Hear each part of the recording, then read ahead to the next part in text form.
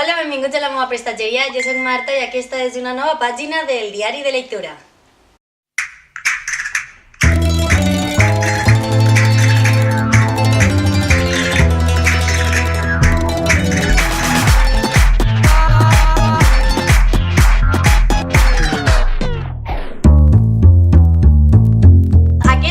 Vaig començar a juny, però el vaig acabar a principis de juliol, que és La pornografia de les petites coses de Joanjo Garcia. Resulta que uns estudiants d'universitat organitzen en la seva època un simposi sobre literatura pornogràfica i obrera.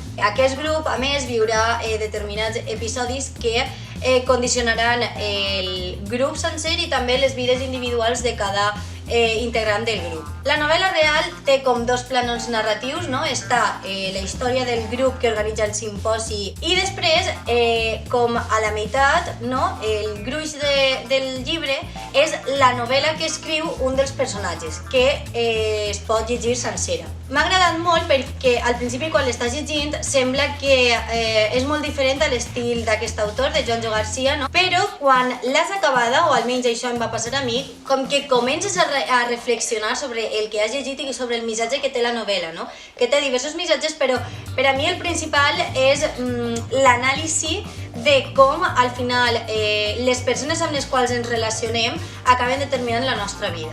En resum, que m'ha agradat molt la novel·la, la veritat és que és tant una novel·la de narrativa per a gaudir de la història com per a després reflexionar sobre el missatge, així que crec que li donaria unes 4 estrelles i mig de 5. Però bo, la veritat és que tinc algunes sorpreses guardades sobre aquest llibre pròximament al canal. El següent llibre que em vaig llegir va ser aquest, L'interès per la llengua dels valencians, personatges, llibres i fets, de Josep Daniel Climent.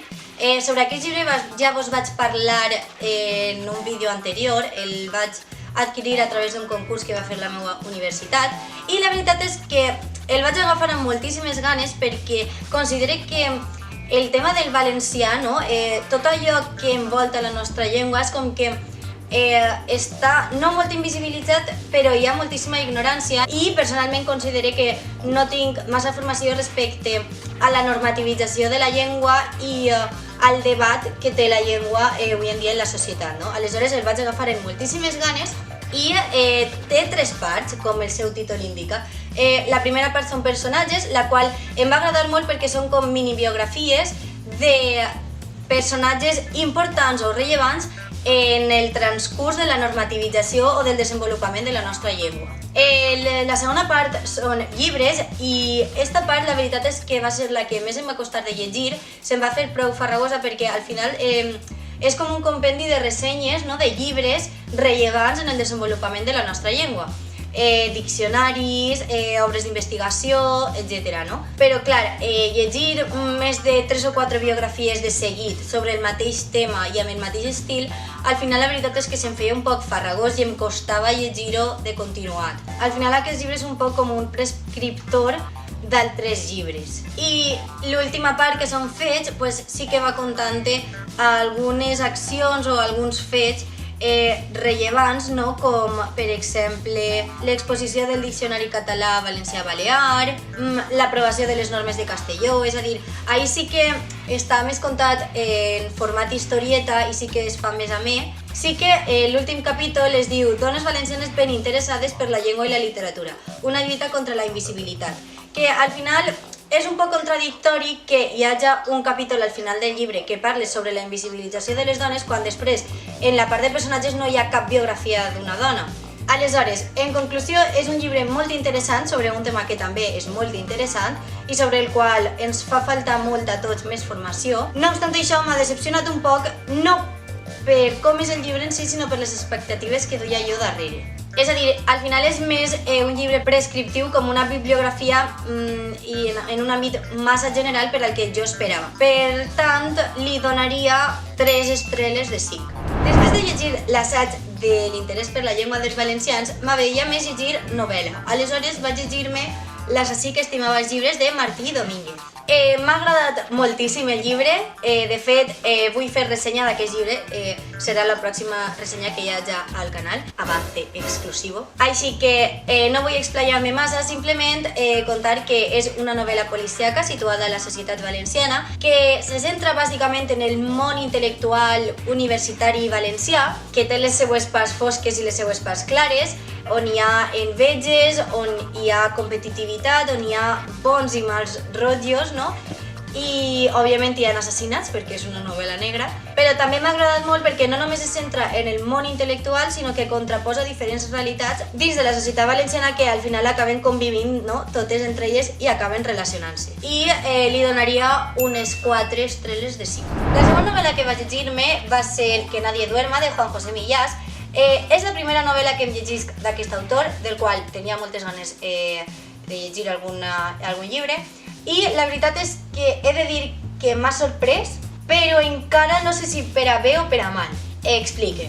La novel·la va sobre Lucía, que és la protagonista. Ella és programadora informàtica en una empresa que fa fallida i es queda en l'atur. Al final acaba sent taxista. Lucía viu sola i al seu pis un dia està al bany i escolta per la reixa del bany una òpera que ve del pis de baix, que resulta que és un actor que viu baix d'ella. Queda perdudament enamorada fins al punt de començar a canviar la seva aparença física o els seus costums en base a l'òpera que ha escoltat de l'actor del xic. Al poc de temps l'actor es muda i ja no és el veí de Lucía, però Lucía continuarà treballant en el seu taxi, somiant i esperant que algun dia l'actor la cride per a pujar en el taxi.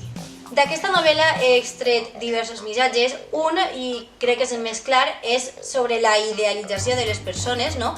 Quan ens agrada una persona, potser podem arribar fins a idealitzar-la com si fora un déu.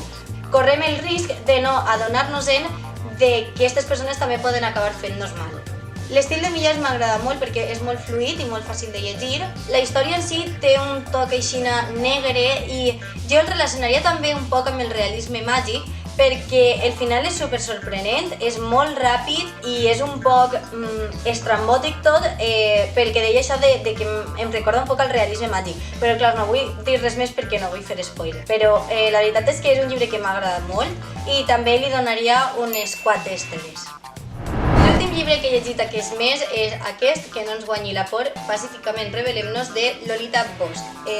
D'aquest llibre també parlé a l'anterior vídeo perquè me'l vaig comprar fa no res. I és també un assaig. M'interessava molt llegir-lo pel tema de la por, però no sé si m'ha agradat.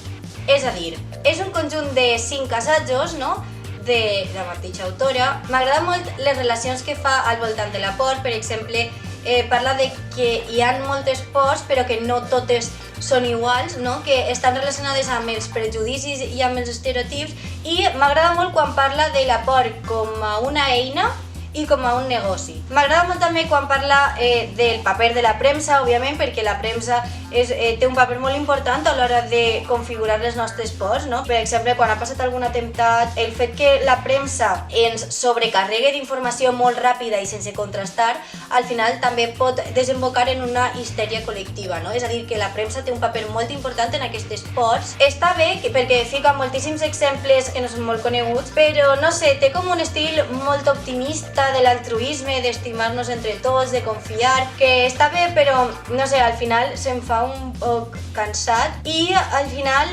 m'ha donat la sensació que és com un llibre de cites, en el sentit que són frases que pots aïllar i que queden molt bé en Instagram o en Twitter. Això no significa que el missatge no esté bé. Em referisc a que m'agrada molt el missatge que transmet, però l'estil a l'hora de comunicar-lo se m'ha fet un poc repetitiu i un poc desarticulat entre si. Per això crec que a aquest llibre li donaria 2 estrelles de 5.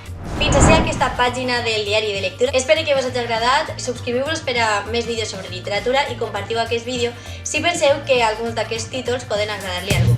Adeu!